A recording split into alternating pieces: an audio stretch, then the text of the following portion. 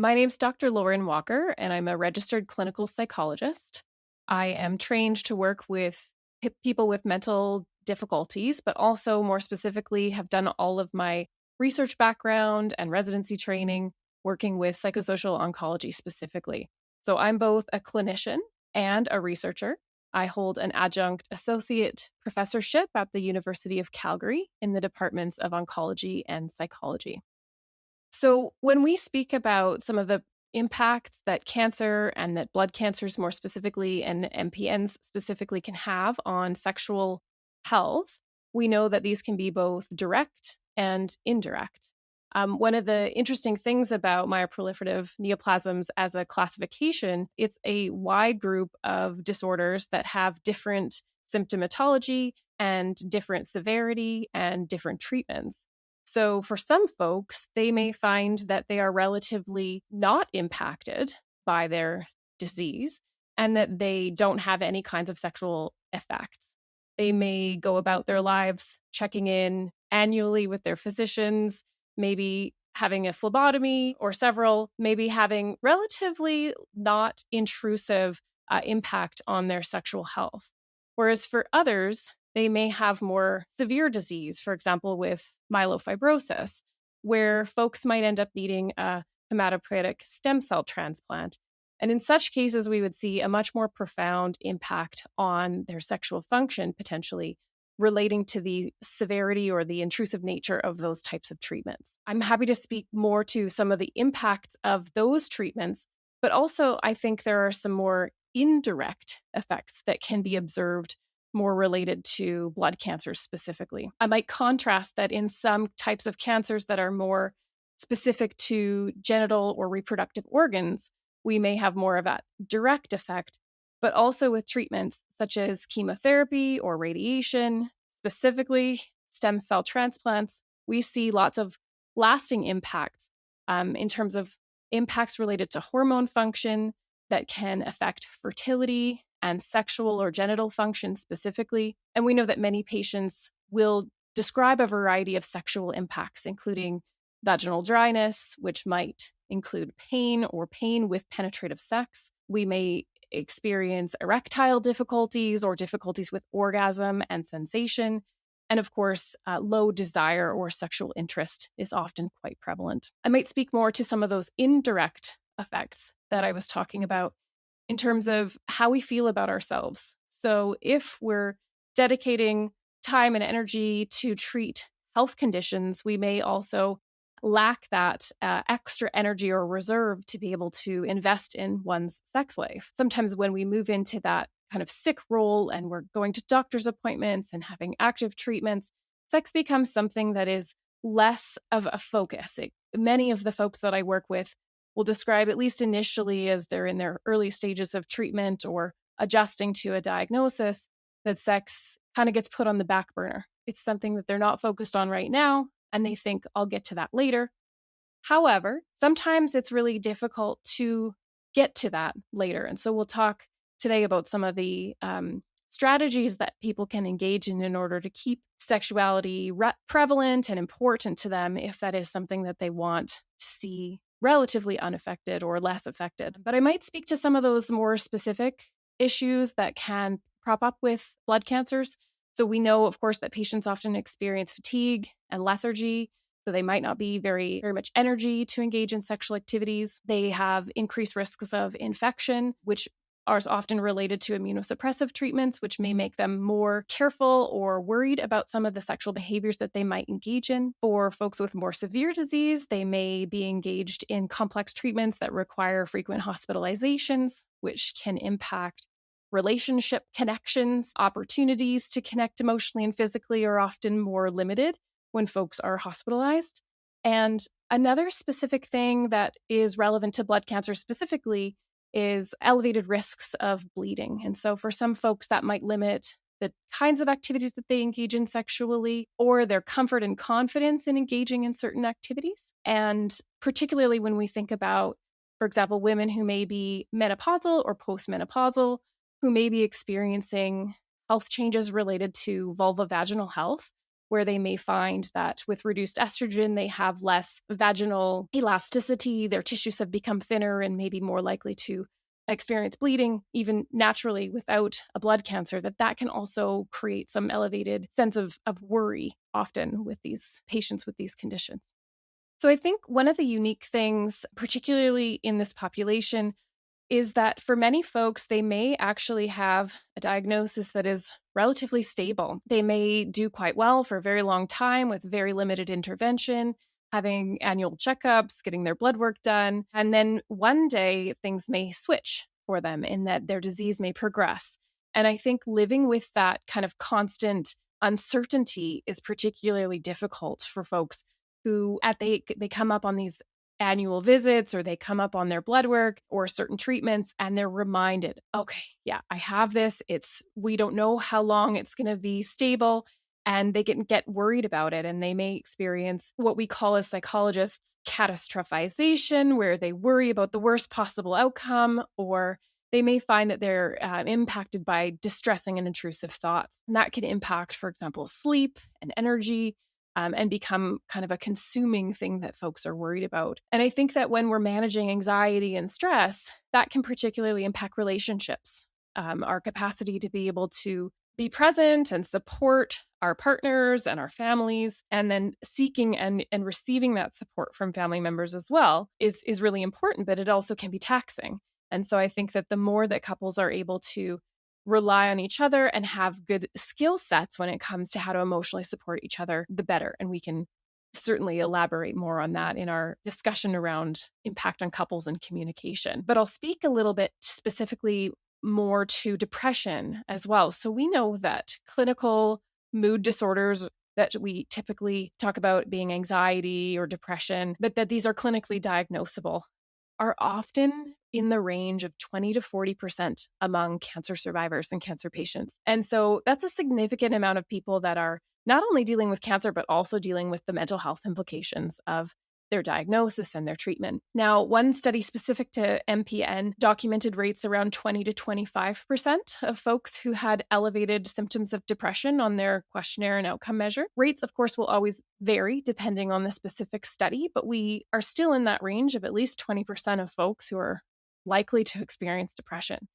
And so another interesting thing about depression, especially within cancer generally, but also specifically with MPN, is that depression often co-occurs with higher symptom burden. We know that these two things are correlated. Folks have more symptoms and have depression. We don't necessarily know kind of which comes first, if one of those factors is causal, and it may be that there's an interdirectional relationship between these two experiences, where folks who have more burden also end up experiencing more depression. And folks who have more depression may also experience or report more symptoms. And so that can also then impact, obviously, overall quality of life. A couple of things that you may want to consider with regards to depression are kind of catching or watching out for it so that it can be caught early and that intervention can be put in place early. And I often encourage people to engage their families in this process. Sometimes when we're depressed, we can become quite isolated and retreat, and we may not be the most proactive in monitoring our mood. And so if others around us know what to watch out for, that can be helpful in getting access to resources earlier. So some of the things that I often talk about are having people watch out for a few main symptoms. One is being down more days of the week than not. Another is withdrawing from others. So stopping engaging in social activities that you maybe used to engage in. And then more specifically, engaging in pleasurable or leisure-based activities that we typically used to enjoy, and now we're withdrawing from those activities. So those are three things to kind of keep an eye out for if you're starting to notice. It might be related to depression, it might not, but I would always say err on the side of checking that out and engaging in accessing resources and support as needed in case it is a sign of depression. And then just thinking about some of those resources that might include reaching out to friends and family that you do feel that you have a connection with and that you can rely on, as you can also ask them to help you engage in some of the activities that we know that can be really protective for mood. For example, being more active, getting outside, doing things that are pleasurable and enjoyable. So sometimes it requires somebody to kind of pull us out of our shell or require us to be a bit more accountable, get us out there and encourage us. So that's where friends and family can be really supportive. And then, of course, engaging in professional resources. Family physicians are a really great source of support, although I know they're increasingly difficult to access these days, as well as counselors and therapists can also support a lot around mental health and depression. With regards to treatments that are available for patients, I think the biggest hurdle that we need to climb first is having these conversations. And so, if patients aren't aware that these are fully legitimate topics that are valid to be brought up with their healthcare provider, they often don't ask these questions. They often don't bring up these concerns with their providers, and they may kind of suffer silently. They're wondering, is it only me? And I wonder what I can do about this. Or maybe there's just something odd happening, not realizing like this happens to everyone who goes through cancer treatment.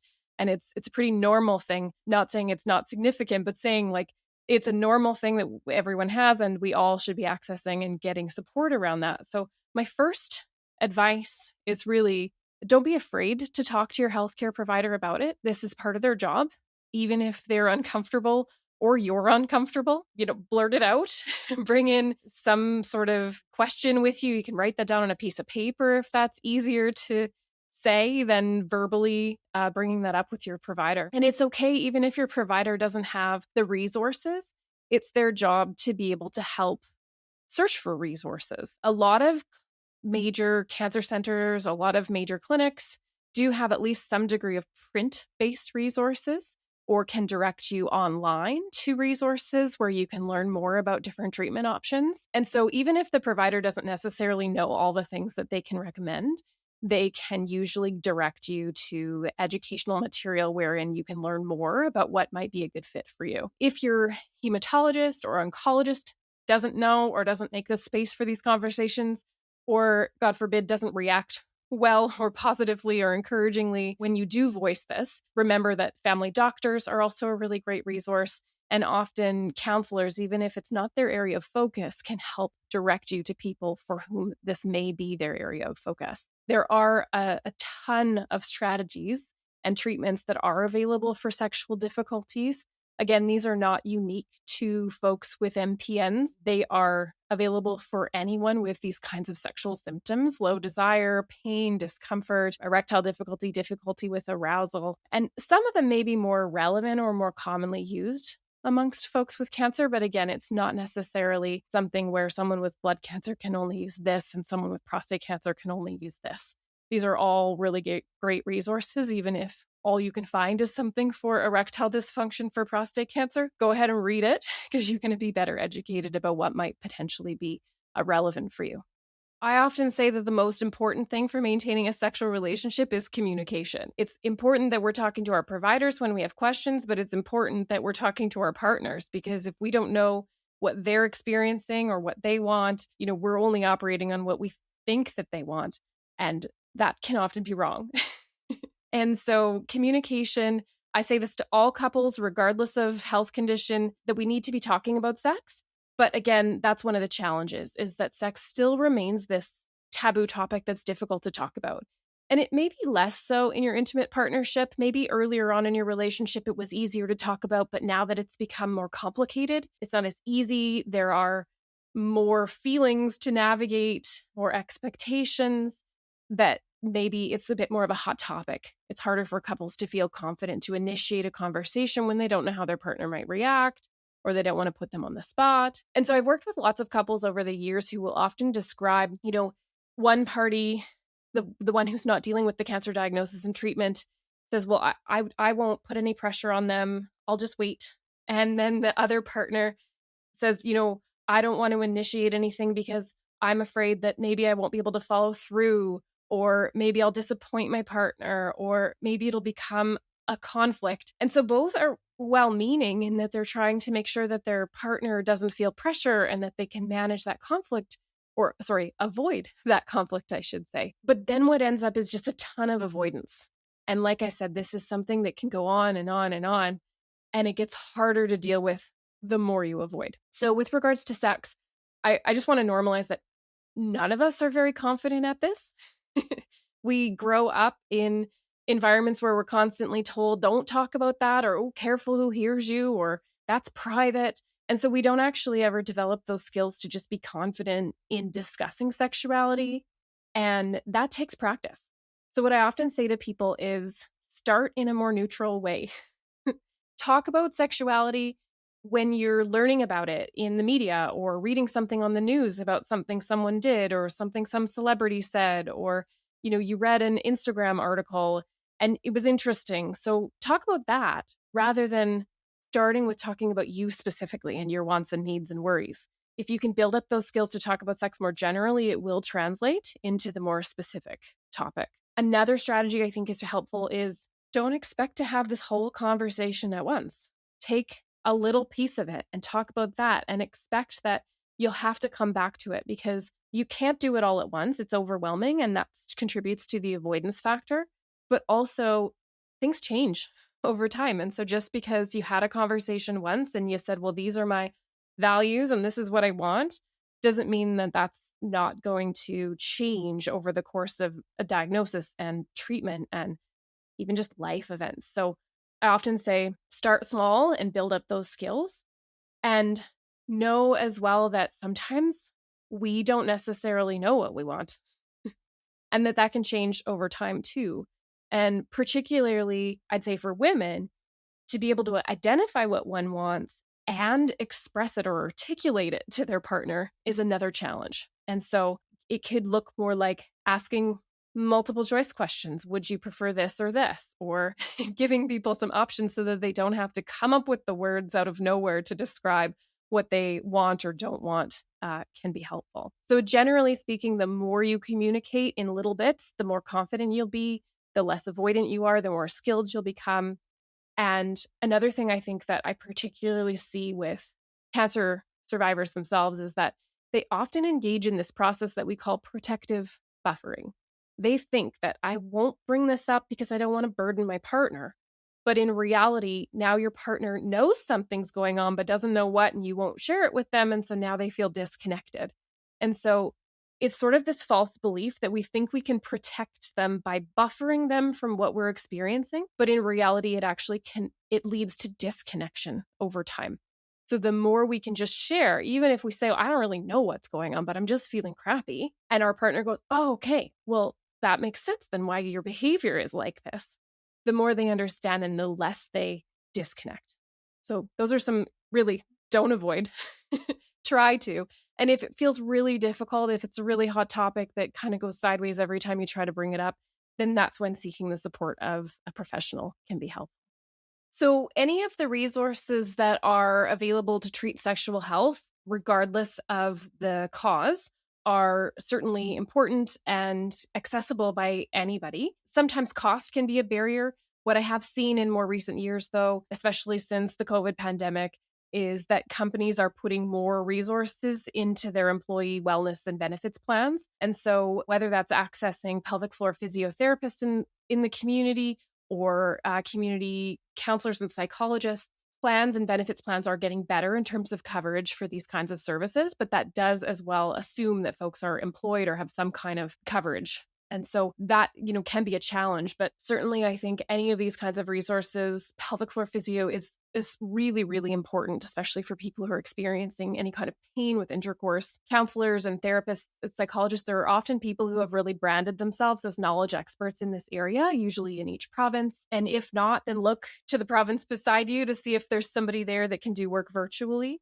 But I do suggest seeking out people who have really identify that this is their area because there is a lot of specific knowledge and expertise that does need to be collected over time working in this area. And so rather than maybe working with someone who's more of a generalist who might have a conversation or maybe won't shy away from validating your feelings on it, from there they may need to refer you to an expert. There are other resources, gynecologists, urologists, for example, but again, the wait lists for these services are usually really long. No harm in putting your name on a wait list, getting a referral from a family physician if you do have a condition that requires more than what your family physician can provide. but know that it may be a year or two in some cases before people can access these kinds of resources. The Canadian Cancer Society has a great online booklet or tool. There's a print booklets often in many of our cancer centers across Canada, but you can also access online called Cancer and Sex. And so it has all of the resources that are relevant to this topic. Again, doesn't really matter whether it's sections on, breast cancer or sections on prostate cancer, for example. The tools and resources are often widely applicable regardless of diagnosis. So if you are too shy to bring it up with your provider, there's lots of resources online that you can access as well. And what I might speak to is a bit about the research about some of the interventions that are available. So I actually just published a study on a randomized controlled trial for women with breast cancer, testing a mindfulness based intervention with a supportive group sex therapy intervention. And the mindfulness arm, they were both really helpful in terms of addressing sexual desire and pain, but the mindfulness arm is specific to sexuality, but I still think that the general skills that people gather through mindfulness based meditation are also really helpful for dealing with sexual difficulty. And many cancer centers, many continuing education departments at universities even have mindfulness based stress reduction courses. And so, whether that's something that you access more generally and know that it may have many different benefits across your life, including, we know that it's evidence based for depression, anxiety, sleep conditions, chronic pain, you may find that engaging in a mindfulness based intervention can be helpful more broadly in your life, but also when applied specifically to what's going on sexually can also be very beneficial. I would say that the field of sexual medicine is still a relatively new field. It's one where you're not likely to see the same kinds of investments into intervention as you are into treating and addressing cancer itself. When we look at clinical trials, we're often thinking about these large scale randomized controlled trials that are happening across many different institutions across Canada. And that's not often how we operate as sex researchers. It's usually people who are engaged in clinical work who see a need and try to create an intervention to fill that gap. And so sometimes it is more clinically applied research. It's program-based evaluation studies. And so there's some excellent work being done across Canada for sure and in the United States, but it rarely focuses on blood cancers. It's often funded to, support breast cancer patients or prostate cancer patients, for example, where a lot of the attention has really been directed. So I think my take home message really is to don't underemphasize these sexual side effects. If they're bothering you, then they're worth speaking up to somebody about, whether that's your provider or your partner. The more proactive you can be in terms of at least putting it out there as something that you want to gain more resources about, or you want to be curious about, or you want to at least put on the table as a topic for discussion, then that's a good strategy, is to start early and start small and see what happens rather than avoid. One thing I was thinking about earlier when we were talking about couples communication is maybe I can give just some insights into strategies that you can engage in to help promote couples communication. And I find that couples who are able to engage in regular check-ins with each other and do a little bit of planning ahead for how, if things change, they may address those as a couple can be really helpful. So certainly thinking about some kinds of questions that people can engage in. Couples may want to ask each other, how do you think we'll manage if we notice that we're experiencing sexual difficulties, or we notice that one of us is less motivated to be sexual or less comfortable being sexual. They may be able to ask questions about values and expectations. Is being sexual important to you? Is being physical important to you? How are you able to? Can we look at what are some ways to make it more accessible? And so do things that are easier and less burdensome so that, again, couples can maintain that. But it really does require having a bit of structure and some ideas about how to engage in those conversations.